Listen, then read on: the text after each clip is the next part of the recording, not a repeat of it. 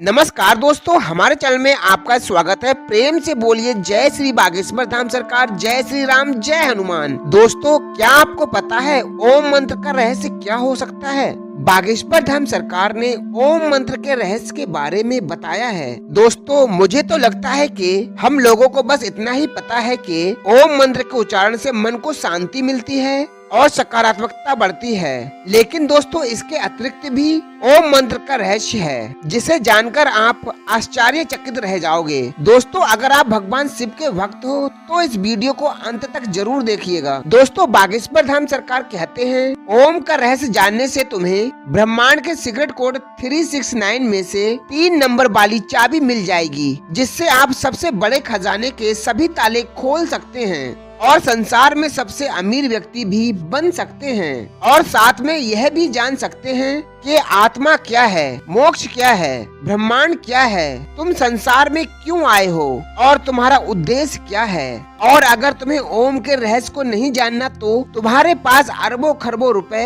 होने के बावजूद भी तुम संसार में गरीब और भिखमंगे व्यक्ति ही रहोगे। ओम मंत्र का यह रहस्य तुम वेदों और उपनिषदों से प्राप्त कर सकते हो। लेकिन दोस्तों, अगर तुम्हारे पास इतना समय नहीं है कि तुम इनका अध्ययन कर सको तो आपको हमारी इस वीडियो को अंत तक एकाग्र होकर जरूर देखना चाहिए और कमेंट बॉक्स में जरूर लिखें ओम नमः शिवाय। दोस्तों, ओम सनातन धर्म का प्रतीक है और यह भगवान शिव का भी प्रतीक है। ओम एक ऐसी ध्वनि या मंत्र है जो अनगिनत रहस्यों को अपने अंदर समेटे हुए है। और अमेरिका की ऑक्सफोर्ड यूनिवर्सिटी के डायरेक्टर रह चुके पीटर रसेल ओम मंत्र का अध्ययन कर रहे हैं और उन्होंने E=mc² को ओम=mc² के समकक्ष बताया है। और वो कहते हैं यह सूत्र चेतना की अभिव्यक्ति को दर्शाता है। ओम ही ब्रह्मांड की एक ऐसी ऊर्जा है जिससे यह ब्रह्मांड बना है। यूनाइटेड स्टेट में अलग अलग जगहों पर रिसर्च चल रहा है कि ओम की ध्वनि का हमारे शरीर पर क्या असर पड़ता है।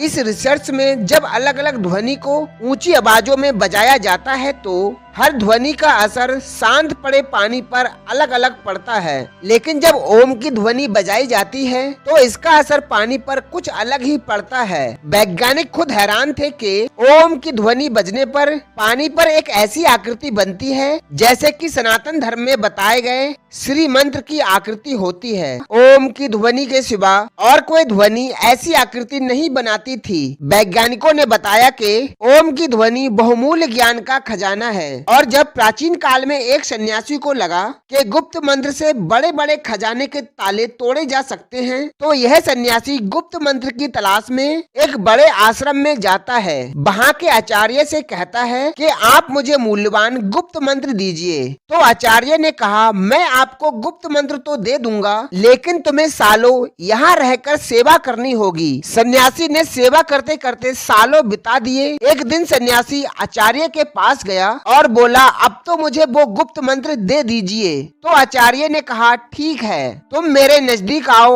और मैं तुम्हारे कान में वह गुप्त मंत्र कहूँगा। सन्यासी नजदीक गया तो आचार्य ने गुप्त ओम मंत्र दिया। सन्यासी खुश हो गया और वहाँ से चला गया और ओम का जाप करने लगा, लेकिन कोई धन की प्राप्ति नहीं हुई। तो उसे संदेह हुआ कि आचार्य ने उसके साथ धोखा किया है। वह जब बाहर निकला तो एक माँ अपने बेटे को बुला रही थी कि ओम बेटे यहाँ आओ। तो सन्यासी चौंक गया। उसने सोचा कि ओम तो किसी बेटे का नाम है। जब वह और आगे गया तो कुछ ब्राह्मणों को देखा हरिओम हरिओम हरिओम बोल रहे थे। सन्यासी ने कहा, अच्छा, यहाँ भी ओम बोला जा रहा है। सन्यासी कुछ आगे और बढ़ा तो कुछ विद्यार्थी ओम शांति ओम शांति बोलते हुए सुना। तो सन्यासी कहने लगा, कहीं आगे ओम बोला जा रहा है तो कहीं पीछे ओम बोला जा रहा है। इस ओम मंत्र को तो सभी जानते हैं, तो यह ओम का मंत्र कैसे गुप्त मंत्र हो सकता है? निश्चित ही मेरे साथ धोखा हुआ है। वह अपने आचार्य के पास गया और कहने लगा, आचार्य जी, आपने मेरे साथ धोखा किया है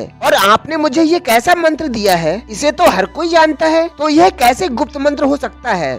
मुझे कोई दूसरा गुप्त मंत्र दीजिए। आचार्य जी, मैंने आपकी सालों सेवा की है, उसका मुझे कुछ तो फल मिलना चाहिए जिससे मुझे खजाने की प्राप्ति हो सके। आचार्य बोले, ठीक है, मैं तुम्हें दूसरा गुप्त मंत्र दूंगा, लेकिन तुम्हें मेरा एक काम करना होगा। आचार्य भीतर जाकर एक पत्थर लेकर आए और सन्यासी से बोले, यह लो सन्यासी, इसे बाजार में ले जाओ और इसका मूल्य जानकर आओ। याद रहे, यह पत्थर बेचना नहीं है। सन्यासी पत्थर को लेकर बाजार में गया और सब्जी वाले को दिखाया। सब्जी वाला बोला, यह तो मेरे बाट के बराबर है, मैं तुम्हें बदले में सिर्फ बैगन के सिवा कुछ और नहीं दे सकता। सन्यासी फिर उस पत्थर को लेकर कपड़े वाले के पास गया तो कपड़े वाला बोला, क्या हमें उल्लू समझा है? पत्थर बेचकर हमें ठगना चाहते हो? चलो जाओ यहाँ से। सन्यासी उस पत्थर को लेकर पूरी बाजार में फिरता रहा, लेकिन किसी ने उसका मूल्य नहीं बताया और न ही किसी ने उसे फ्री में लेना चाहा। फिर सन्यासी उस पत्थर को लेकर एक जौहरी के पास गया।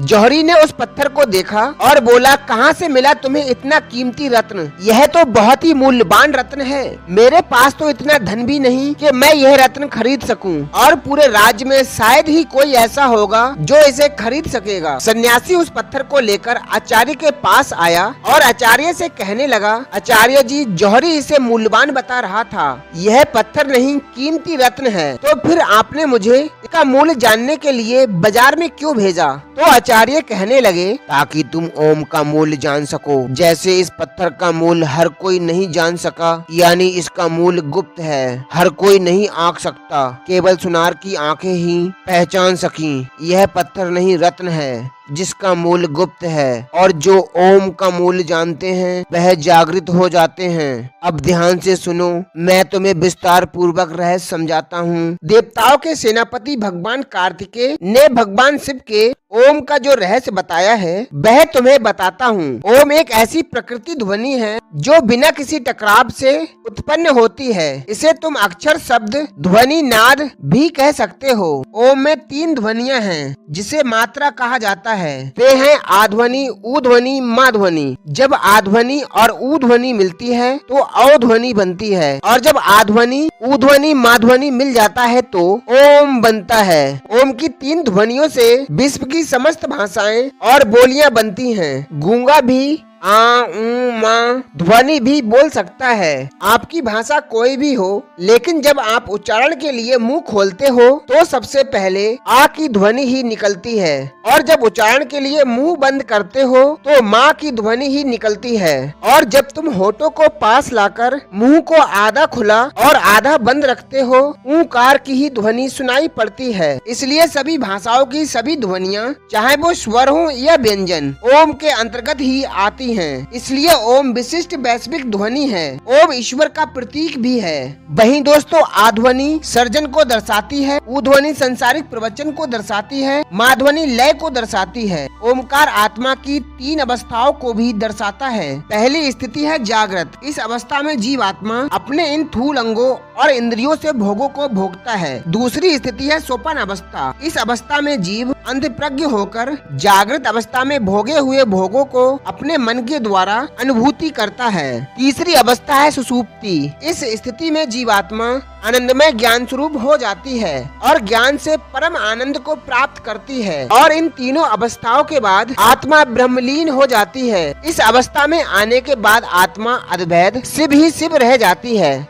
अब उसे जीव जगत और ब्रह्म के भेद का प्रपंच नहीं रहता और उसे अनाहद नाद सुनाई देता है। अनाहद नाद कोई ध्वनि नहीं है, लेकिन अनाहद एक अनुभूति है जिसमें आत्मा कहती है, मैं ही शिव हूँ, मैं ओमकार हूँ, मैंने ही जगत के रूप में अपना विस्तार किया है, मैं ही शेर हूँ जो अपने ही हिरण रूप को मारने जा रहा हूँ, मैंने ही अपने पुत्र के रूप में जन्म लिया है, और मैं ही मेरे माता पिता के रूप में जन्म ले चुका हूँ। इस संसार में केवल मैं ही हूँ, मेरे सिवा कोई नहीं है। बोलने वाला ही मैं ही हूँ और सुनने वाला मैं ही हूँ। सांप बनकर मैं ही अपने आप को डसने जा रहा हूँ और मैं ही उस सांप से बचने के लिए दौड़ रहा हूँ। इस ओमकार रहस्य को जान लेने के बाद सोना, चांदी, रुपया, पैसा सब मिट्टी लगने लगता है, क्योंकि यह भौतिक पदार्थ वास्तव में मेरा ही स्थूल रूप है। मैं तो इतना अमीर हूँ, यह घर, यह जमीन, यह पृथ्वी, यह तारामंडल भी नहीं, पूरा ब्रह्मांड मेरा है। और ऐसे कितने ब्रह्मांड होंगे